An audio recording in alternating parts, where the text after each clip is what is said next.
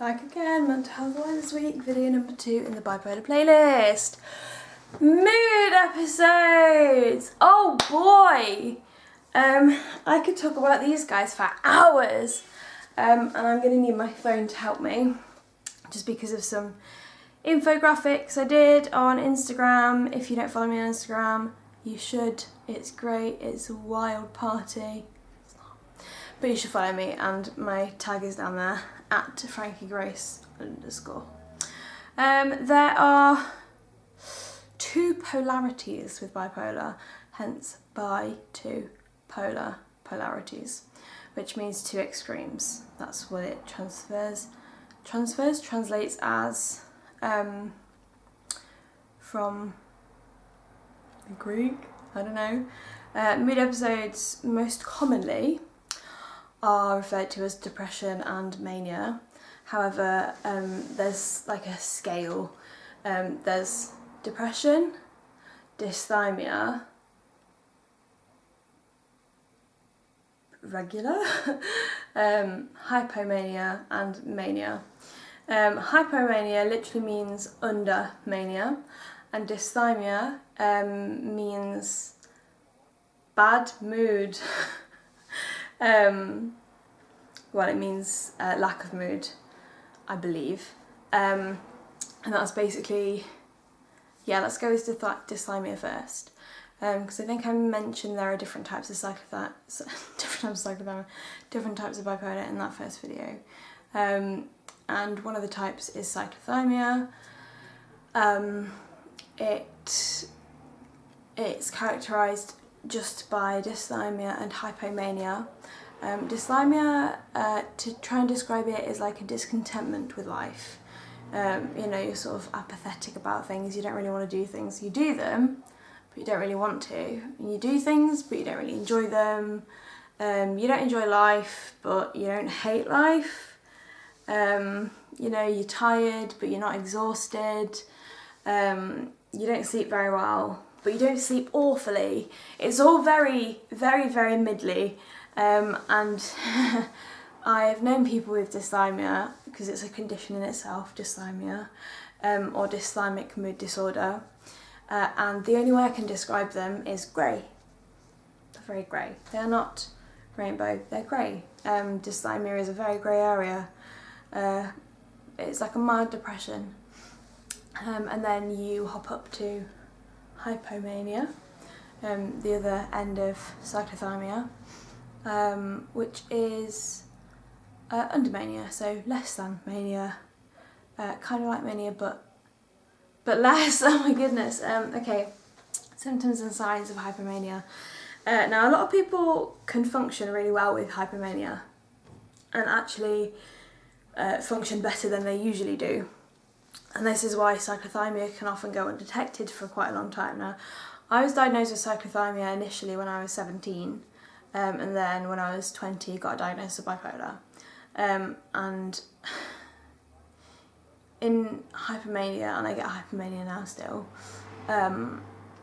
you can be really productive. You sort of do everything to extremes. That's one way that it's described. So you have a lot of energy, generally quite bubbly, happy, hyper, mood, positive, sometimes negative, sometimes sort of kind of angry and grouchy, but more irritable because they're doing so much. Sort of racing thoughts maybe, coming in a little bit. Yeah, in terms of like doing things to extreme, things like drinking lots and lots of tea. So like, you know, you might be a 3 cups of tea a day kind of person, and then if you're hypomanic,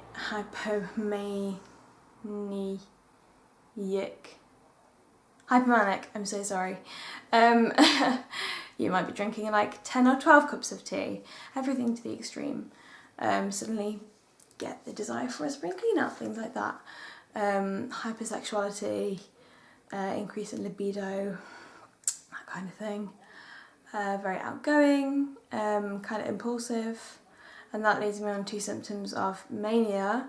And I really, really hate the fact that I'm not suggesting a new name for bipolar, but I really hate that the way that two polarities is sort of sold is this idea of highs and lows in mood, whereas actually I'd argue that mania is not a high mood, it's not an elevated mood. I would say that episodes are altered states of energy and mood. So you could have high energy and low mood, you can have high mood and low energy. Did I say that right? You know, you sort of crisscross, and I did, like I said, I did a little infographic on it on my Instagram, so go and have a look at that, it's on my story highlights. But implying highs and lows and implying polarities makes it look like, sort of explains to people that, you know, one end is depression and then mania must be the opposite of depression. Mania is not the opposite of depression, definitely not. For me personally, and I know a lot of people, there is a lot of anger and irritability with mania. You know, you're not as productive. There is a loss of touch with reality. It's over the top of doing everything to extremes. You don't have time to do everything to extremes because you've got so many thoughts in your head. Flight of ideas is literally exactly how it sounds. You know, you go from one thing to another, to another, to another. And you have all this energy and all these ideas that you're going to do, and you don't actually have time to do any of them. So you end up having a lot of unfinished jobs. Like I say, lots of touch reality, losing time, hallucinating, and like I say, you can have really high mood and be really elated and euphoric, as they say, and then you can crash and burn, and you are still manic, but you are angry, and it is like this white hot fury that starts inside and just radiates out, and you are not in control, and it is terrifying. And sometimes, like, I see it coming and it's awful, I can't stop it, I have no way to stop it, it just happens, and I hurt people. And this is why when people are like, I'm so bipolar, I'm like, you're not. Because it's a severe mood disorder, and it can ruin lives. You know, I know people who are manic, who have like a thing that they do when they're manic. So I knew someone in hospital called Pete. He's Scottish, he's a very nice guy. When he gets manic, he buys a car, and he has like had the bailiffs come round to his wife when he's been in the hospital, hospitalised for his mania, and have had to take things away to the value of the car that he's bought that he couldn't afford. A lot of people with bipolar have money problems when they're manic, because you're just so uninhibited and so impulsive. And I do get like that to some extent, but not really. I don't really have... I felt quite lucky when I had my big manic episode that lasted for 3 months. Well, more like about 8 months. I was in hospital for 3 months. I didn't have any money at that time. I didn't have any money in the bank account, so and I didn't have like an overdraft or anything, so my cards would have just got declined. There was no way for me to spend a lot of money. But yeah, things like that. And like I said, with the hypomania, like increased sex drive, a lot of people who are manic have wild, rampant, unsafe sex with lots and lots of partners, and that can lead to, you know, destruction of relationships, STIs, yeah, lots of things. Some people with bipolar suffer with substance abuse and addiction. In fact, a lot of people with bipolar suffer with addiction for various reasons, Demi Lovato being one of them.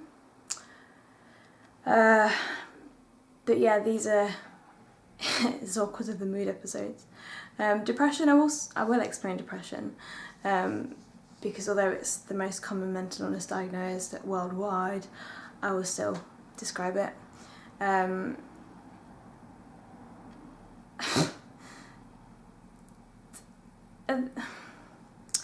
Black cloud. If dysthymia is grey, depression is a black cloud, a black rain cloud that doesn't go away and seems to sit just completely on you, except it also sort of sends down a fog and you can't really see the woods for the trees. Symptoms of depression, restless or very slow,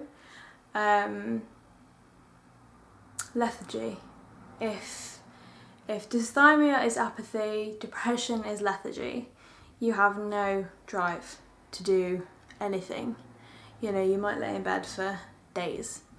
And there's this thing called bipolar fatigue, which is basically someone with bipolar, their brains, they don't work quite right. So if you have had a normal, healthy person without bipolar, had a very busy day at work, come home, cooked a meal, maybe went out to the gym in the evening, or like if you have a family, maybe play with the kids, then you've got to do some more work stuff.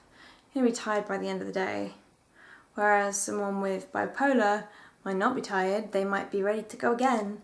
And that's bipolar fatigue, which sounds real dumb, but basically bipolar fatigue is like the more you do, the higher your energy goes.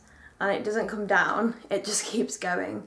So I could hypothetically trigger a manic episode if I deprived myself of sleep and did lots and lots and lots and lots and was around lots of people and did lots of, you know, like, I would definitely say that I have triggers for the feeling of hypomania. And that works too for depression. With bipolar fatigue, if you've not done enough for a few days, you begin to feel really sluggish and lethargic. Like if I have a cold or flu and I have to stay in bed for a few days, my mental health just plummets. So that's a thing. So the longer you stay in bed, it's this like self-perpetuating cycle with depression. Is you get the lethargy, so you stay in bed, which creates bipolar fatigue, which creates more lethargy, which makes you stay in bed more. Lack of appetite or increase of appetite, usually weight loss, unintended weight loss, mouth ulcers, a symptom of depression.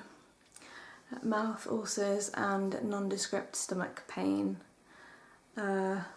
tearfulness, loss of joy, possibly self-harming, possibly suicidal, talking about death a lot, saying things like the world would be better off without me. And I will be doing a video about suicide, maybe a couple of videos about suicide as well. But that's a real part of depression. So that's sort of your basic mood states and episodes. You can also have a mixed episode, which is bizarre. It's all bizarre. But mixed episode is when you have symptoms of mania and depression, or hypomania and dysthymia. So that might be like an overall sort of background feeling of depression, but you have also things like flight of ideas, and you try and contribute and you try and take on more responsibility, you have a laugh, you have high energy, but you don't enjoy it. It's all sort of very flat, and like, you know, you get home by yourself and you're suddenly suicidal, and it's bizarre. Or sort of mixed episode that kind of also looks like what's called a very rapid cycling or ultra rapid cycling bipolar, which is where your mood can literally go ping, ping, ping, ping, ping throughout the day. And a lot of children in America are, in my opinion, misdiagnosed with bipolar, when actually it's borderline personality disorder, because the two can look very similar, but generally a big distinction for me, for the people I know with BPD versus bipolar, is BPD mood swings happen a lot more frequently and a lot quicker, whereas bipolar is usually over a period of weeks or months. And a depressive episode has to last at least 2 weeks, and a manic episode has to be at least 5 days, or any length that requires a hospitalisation. So if you have a manic episode and you're hospitalised on day 1, it still counts as a manic episode, even if they get it under control in the second day. If you've required hospitalisation, it's a manic episode. Yeah, so that I think is about it for episodes. But I'm very free and easy to talk if people want to talk about it. Instagram's the best place to reach me, but you can also write anything in the comments, anything you think I didn't explain very well, or if I've taught you anything. And like the key thing with these videos is to share, so that as many people can see them as possible. I don't have any ads on my videos. I do not get any money from YouTube. I am not monetized. I just want people to know and learn about bipolar from someone with it, because I'm in the best position. Sorry doctors, but I'm the best person to talk about bipolar, not a psychiatrist, because I've not been through it. Unless I have bipolar, then yeah. But yeah, lots of advocacy. And the next video I'm gonna record for bipolar is causes and treatments. I might talk a little bit more about types, I don't know, but see you in the next video. See you later, and please share.